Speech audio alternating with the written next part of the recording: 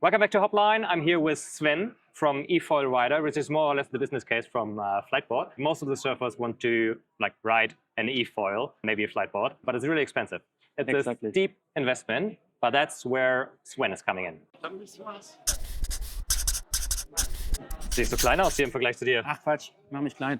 So what's your business? So our business is, of course, we are also reselling Fliteboards, but we also do renting and lessons in all over Europe. So for example, we have in Germany our base, South Germany, and also together with a partner in Berlin. But we are also having training rental service centers in all over Europe. For example, in Mallorca or Nice. Croatia or also Italy on the lake. So it doesn't matter. I would much more prefer to ride a Fliteboard in Mallorca than in Berlin. I mean, even in the winter, we can do lessons. So in Mallorca, what we do 100% sustainable adventures. Yeah. So that means we go out with an electric boat from Exshore, and we have the different Fliteboards with us, a teacher. Then we drive in a nice bay, and then we do the lessons. So, and you can come in a group, 2 people up to 8 people, and have a nice day with us. So that's for everyone, for beginners, so you don't need any experience? Yes, exactly. So what do you think? How long does it take for someone stepping on a Fliteboard for the first time before they can go on a cruise? 90% of the customers will fly within the first hour. That's pretty good. That's pretty good. I mean, it's faster than learning surfing in waves, or faster than learning ages. Exactly, because you have flat conditions most of the time, and you have a controller in the hand, and you have gears. So you have always the same speed, and everything what you need to do is changing your body. If you go back, it will go up. If you go down or forward, it goes down again. So you can control it super easy just with your body, and that makes it quick to learn. So everyone after 1 hour is smiling always. That's the best thing. Smiling is always good. What do you think? How many private-owned Fliteboards are out there, and how many are in rental? Do you have a rough idea? I have unfortunately no idea. What I hear is that Fliteboard in total worldwide sold last year over 10,000 boards. I don't know how many are in Europe, and I don't know how many are especially in Germany. Like 10,000? Yeah. That's a lot. Yeah. That's a lot But of boards. what I know is it's getting more and more popular to do the lessons. It's super easy to learn, and everyone is smiling after 90 minutes and has so much adrenaline.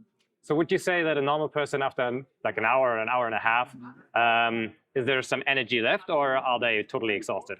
I mean, first time you are exhausted because you are full of adrenaline. I mean, you are flying over the water with 30 kilometers per hour, almost 1 meter above the water. So it's so much adrenaline. But I mean, the nice thing is we see that many customers are coming back. They want to do it the second time, the third time. And some people we always see every weekend. So they don't want to buy an own efoil because they say, look, it makes more sense just to rent it. Exactly. And I can always have the newest board. In a perfect world, we would be all living really close to the ocean, having a nice house with a garage, and then an efoil or a Fliteboard in the garage. Yeah. But if you're not, I think you're better off renting, because you don't have the maintenance, you don't have to carry it around. And it might even be, in terms of paying, it might be even cheaper, I think. It always depends how often you use it and if you want to share it. But if you have a rental station close by, of course, it makes sense to just rent it. So how old are your customers in an average? Is it more young people? Because with wing foiling, we have a lot of windsurfers coming back. Yeah. So I think the average age of a wing foiler is somewhere like 40 to 50. Yeah. And is that similar to you in eFoiling? For renting, you cannot see there's this one group. It's not like from 20 till 30. It's really from 20 almost to 65. We even have customers who have been 74. So it's a complete variety. We have a lot of customers who are over 50, kite foiling, wakeboarding in the past. They just want to try it. Let's do that. It's way easier. I don't need a boat. I don't need a kite. I can just do it. So, but of course, people who buy it, I would say the average is approximately 40, 45, 50 years old, because it's a lot of money to afford it. That's why I wanted to talk to you, because you're making it available to a broader audience. And now you can just go there. And you told me something about tours. Like you mentioned the Lofoten. And then if you think about the Lofoten and eFoiling in the Lofoten, that's totally crazy. Like, tell me about the tours. I mean, it's one thing to do a lesson, but another thing is to have a complete adventure with an eFoil. So we do different things. Last year we have been in South Norway, and we went through all the fjords with our eFoils. It's a group of 10 people, and just amazing if you see the water. So that's several days. 7 days. 7 days in a new trip. Wow. And at one day we did 65 kilometers just with the eFoils.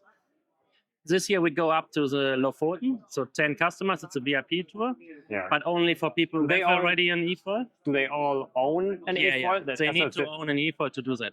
But what we do is we organize every month in Mallorca day adventure or up to 5 days adventures in Mallorca. So we organize everything. So people just fly to Mallorca.